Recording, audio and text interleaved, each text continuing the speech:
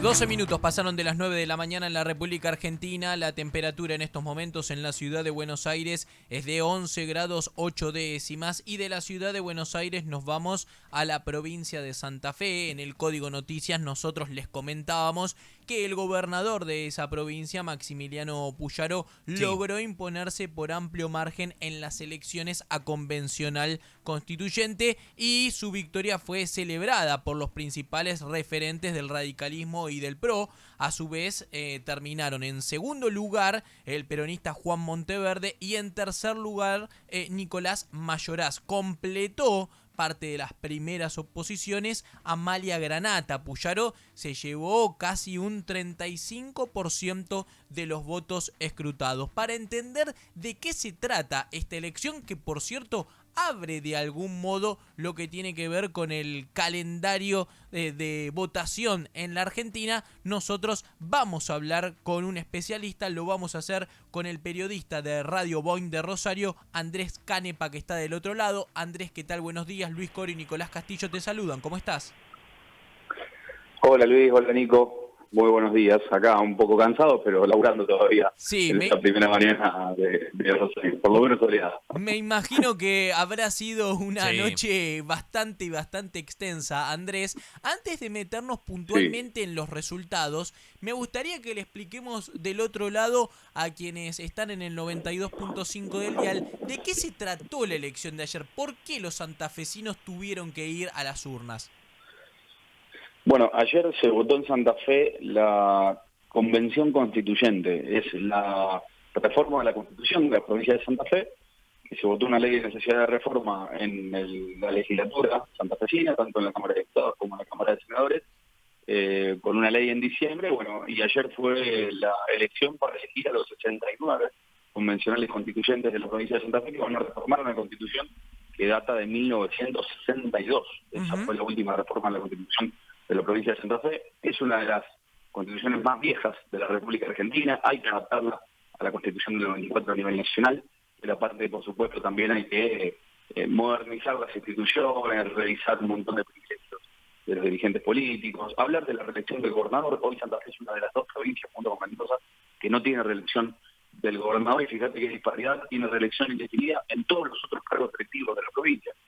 Sean senadores, diputados, intendentes, presidentes comunales, concejales, pueden ser reelectos la cantidad de veces que quieran, o que el pueblo los elija, pero no así el gobernador, que tiene solo un mandato. Bueno, esa disparidad se va a corregir limitando a 2 mandatos todo, el gobernador con una reelección y el resto también para abajo, que la verdad que le va a dar un poco más de calidad y por lo menos democrática a la provincia. La idea es esa, reformar la Constitución, y se juntó con la primaria, por lo menos en Rosario, de concejales, por ejemplo. Fue la PASO de concejales. O sea que hubo una elección general de convencionales constituyentes y una PASO de concejales. La verdad que fue muy difícil explicarle a la ciudadanía que se votaba ayer, incluso una baja participación, 55% del padrón solamente votó en Santa Fe, un piso histórico. Es la vez que menos gente fue a las urnas en la historia de la provincia. En el caso de lo que tiene que ver con los convencionales, ¿es una votación obligatoria? Sí, tenía la misma obligatoriedad que la primaria de concejales. Es una elección obligatoria, pero sinceramente costó primero que la dirigencia política transmita la importancia que tiene una elección de reformar la Constitución. Imagínate, hace 63 años que no sucedía. Claro. Y no coincidió la elección más importante de las últimas décadas con el entusiasmo de la dirigencia, y mucho menos el entusiasmo de la gente que está viendo cómo llega a fin de mes, atravesando alguna crisis, mirando otra cosa, y con una agenda nacional que copó mucho los medios de comunicación y dejó bastante de lado el plano electoral. Bien. Sin embargo, así todo, bueno, ayer fuimos a las urnas y hubo resultados. Claro. Bueno, explicado esa primera parte, para que no se confundan con las elecciones de medio término. Las legislativas. Exactamente, que es la que nosotros puntualmente en el programa estamos siguiendo a nivel nacional y en la ciudad de Buenos Aires, ¿sí? Me parecía por eso importante, Andrés, que arranques de ese modo. Bueno, sí, nosotros la tuvimos igual, que fue la de concejales, ¿no? La de concejales, sí. Rosario. En Rosario, claro. Pero como en los medios de comunicación, en los que fuimos tomando a nivel nacional, se habla mucho de lo que tiene que ver con la reforma justamente de elegir a los convencionales constituyentes. Ahora me quiero meter primero en los resultados de esa elección y luego en la de los concejales, que es de Rosario y que es una ciudad sumamente importante para la Argentina. Vamos por un lado por lo que fue la victoria de Puyaro. Lo más sorprendente fue lo de la locomotora, por ejemplo. ¿Era esperable la victoria de Puyaro? Mira, la victoria de Puyaro era esperable. Yo no sé si está a la altura de las expectativas puertas adentro de la Casa Gris, que es la Casa de Gobierno en la provincia de Buenos Aires, en la provincia de Santa Fe, perdón. Pero de todas maneras tiene una victoria contundente, más de 20 puntos de distancia, o casi 20 puntos de distancia con el segundo. Lo marcan como un claro líder de la provincia de Santa Fe. Sin embargo, si uno mira los números un poco más desde el análisis político, encuentra que Puyaro como gobernador había sacado más de 1 millón de votos hace tan solo 1 año y medio, y hoy se encuentra con menos de 500.000 en esta elección. Hay dos lecturas posibles, una que ganó de manera contundente y que esa elección era distinta porque era de 2 candidatos solamente. En aquel entonces competía contra Gallego Lewandowski en una elección de gobernador mano a mano, y en esta era una boleta atomizada y con buenos candidatos, porque estaba Monteverde, que salió segundo, y lo impulsaba el peronismo a nivel provincial, porque estaba el mismo Nicolás Mayoraz con el sello de la Libertad Avanza, salió tercero. Estaba María Granata, que es una electora consolidada en la provincia de Santa Fe, y salió cuarta, muy cerquita de los otros dos. Entonces no podemos paralelizar lo que fue esa elección hace 1 año y medio con la de hoy. Sin embargo, tampoco están en las expectativas que tenía la Casa Gris de unos 600.000 votos, que era el cálculo que estaban haciendo como para sentirse pagados por la ciudadanía santafesina en esta elección. Quedó con menos de 500.000 y seguramente alguna alarma se encendió después de lo de ayer, a pesar de que la foto es una gran victoria contundente, avasallante victoria de Puyaro en las elecciones, sobre todo por cómo se dio con sus rivales. Claro. Y Andrés, ¿hay algún problema en el sentido de que el mismo gobernador ahora sea convencional constituyente? Digamos, ¿se van a pisar las dos funciones públicas o no? Sí, naturalmente sí, pero nada en la Constitución actual, nada prohíbe que el gobernador o cualquier cargo electivo que esté en funciones sea convencional constituyente. Por lo cual, por eso también Puyaro fue candidato. La idea de Puyaro ser candidato primero es porque unificaba todo el espacio de Unión para Cambiar Santa Fe, que es este frente político que integra no solamente el radicalismo, sino también el PRO, el socialismo, y los partidos, como creo que es el partido del intendente Pablo Carpina acá en Rosario. La idea de Puyaro candidato es el único que garantizaba no solamente un piso electoral, sino también una lista única, que no haya internas, porque si después el PRO tenía su candidato, el socialismo tenía su candidato, bueno, iban a tener que llamar una paso, y la idea era que sea una elección única. Sobre todo también para comenzar al peronismo, que es lo que se hizo. Si vos ves la elección del peronismo, Monteverde saca 15 puntos, pero Lewandowski saca 9, y Zuckerman saca 2 puntos, si vos sumas todos, te da algo así como 26 puntos, hubiese estado mucho más cerca el peronismo del gobernador. Bueno, como no hay una casa rosada ni una casa gris que ordene, el peronismo termina siendo todo atomizado. En este caso, lo que logra Puyaro siendo candidato es unificar el frente político que gobierna. Claro, por eso se está hablando por estas horas de la peor derrota electoral del peronismo en la provincia de Santa Fe. ¿Esto es así o no? Y es relativo por lo que te digo. Si vos ves el número en frío, y sacó 15 puntos, el peronismo, como el llamado peronismo por la estructura del PJ y a quien acompañaba. Sin embargo, fue una novedad. Primero que gane Monteverde en su rencilla interna con Lewandowski, que no fue una interna, pero competían en la misma elección. Y Lewandowski fue el último candidato a gobernador del peronismo. Entonces, pensarlo por fuera del peronismo es arbitrario, ¿no? Entonces, yo no puedo dejar de pensar de que el peronismo unido entre Zuckerman, que es peronista, Lewandowski, que es peronista, y el propio Monteverde, que no es peronista, es un partido que se llama Ciudad de Futura, de acá de Rosario, que empezó a provincializarse en alianza con el PJ, entre todos hayan juntado 26 puntos, que me parece un techo a esta altura del PJ en la provincia de Santa Fe, porque no ha superado esa marca en las últimas elecciones. Antes era un piso del PJS, ahora en las últimas elecciones parece ser que es el techo electoral del peronismo en la provincia de Santa Fe. Tanto en el 21 como en el 23, como ahora, sacó más o menos ese número unido. ¿Y crees que lo de Mayoraz, por ejemplo, es un techo? No, yo creo que subestimó la elección La Libertad Avanza en la provincia de Santa Fe. Nicolás Mayoraz es un abogado constitucionalista con muy poco nivel de conocimiento, te diría casi nada, en el interior y en Rosario, en todo. Él es rosarino, pero tampoco tiene nivel de conocimiento en Rosario. Es una persona que viene de la política históricamente, pero con poca exposición pública, no tenía nivel de conocimiento, y lo que sacó fue el peso de la palomita violeta, no más que eso. Y yo creo que esa subestimación de la elección hizo que terminen terceros sin esperarlo. La verdad que no lo esperaban, y es una derrota de La Libertad Avanza que creo que, fíjate, si vos ves las repercusiones de Patricia Bullrich o del propio Milei retuiteando, ni siquiera hablaron de la elección de convencionales constituyentes ellos.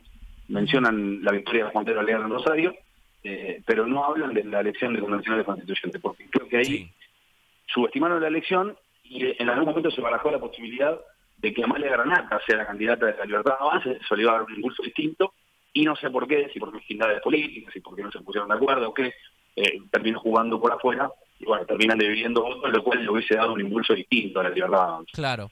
Cerrado el tema de lo que tiene que ver con Santa Fe en sí, y nos vamos a Rosario. Sí. La cuestión de concejales, como le decíamos, de una ciudad muy importante para la Argentina. ¿Y en qué termina la elección de medio término? Mira, distintas fotos para sacar. Primero, en el mano a mano, en el candidato por candidato, Juan Pedro Alvear, candidato de la Libertad Avanza y periodista hasta hace un mes y medio, 2 meses atrás, ganó las elecciones. Ese es el primer título con 22 puntos.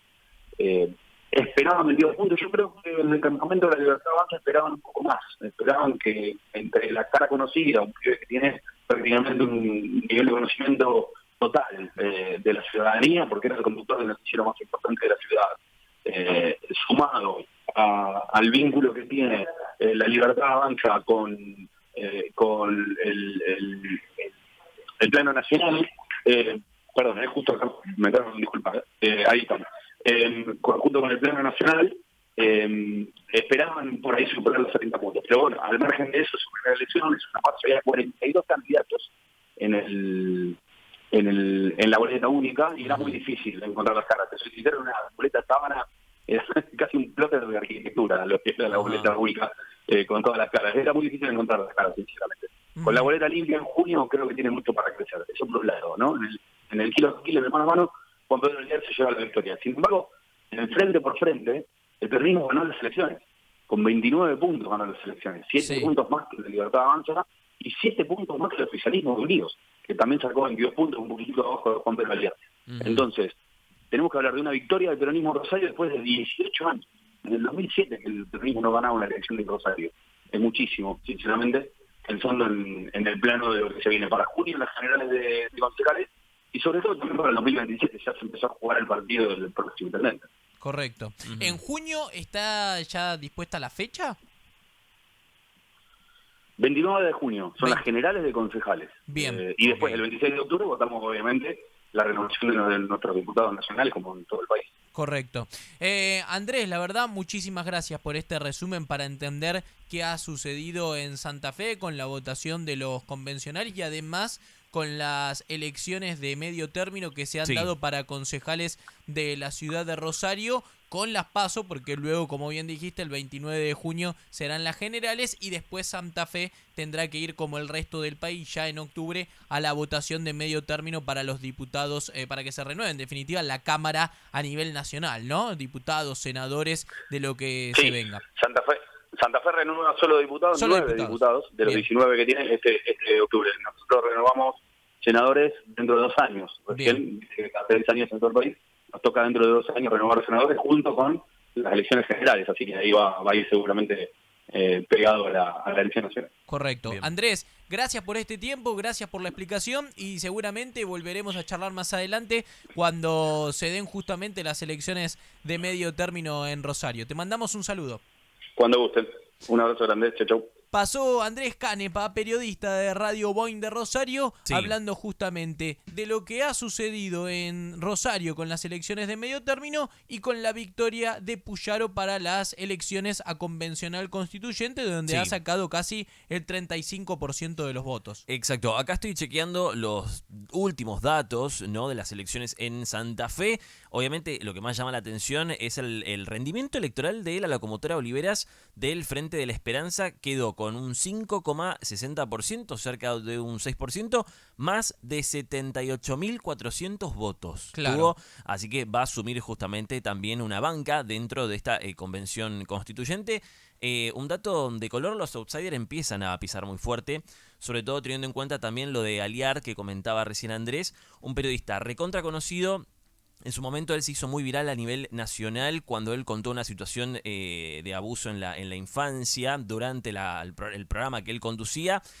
pero ya en Rosario era una persona súper popular. Bueno, abandonó el programa, se fue a La Libertad Avanza y bueno, sacó más de 158.000 votos, así que fue, creo, una elección importante también en cuanto a outsiders. 4094-7100, el WhatsApp de la radio para que ustedes participen de nuestra consulta popular. Si con el fin del cepo cambiario crees que hoy se va a disparar el dólar a partir de las 10 de la mañana en la República Argentina. Y por otro lado, para celebrar también el aniversario de Mataderos, 136 años.